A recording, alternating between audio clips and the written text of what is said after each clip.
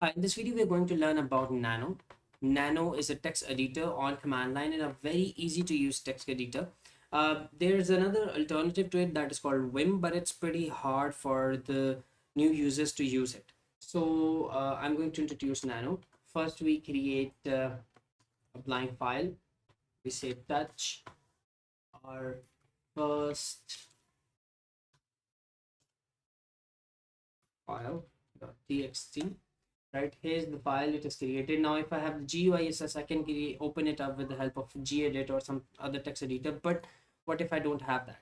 If I want to do everything inside from the terminal, right, let's say I have only a terminal access, then nano would be useful. All right, nano nano. I write the name of the file and hit enter. Now the way it is opened up, not that one, this one, in the GUI, the same is going on here in the terminal. Right? If I add some text here, I write, hi, I am teaching Linux, right? And now if I want to save it, I need to press Control X, and then I need to type Y and press enter. The text file would be closed with the contents being saved in it. Now if I open it up, you can see here is the text, right? If you want to add some more text to it, simply type it again, right? I type enter, I opened it again and wrote something. Now if you want to save it, control Y, control X, press Y, press enter, it's saved.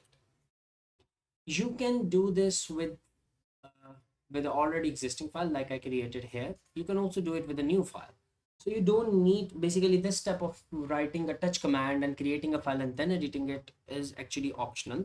You can do it with the help of without doing that. Let's say we say nano second file .txt, hit enter, the second file is created. Now this is my second file, control X, Y, enter.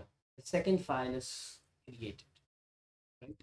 Okay, if the file is created and you don't have the edit access to it, right? If the super user has that, then you need to use sudo with this.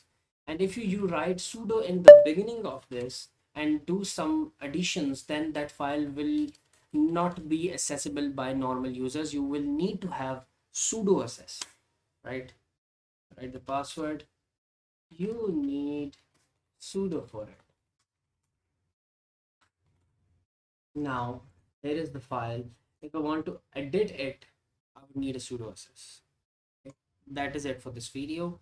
Let's meet in the next one. Thank you very much.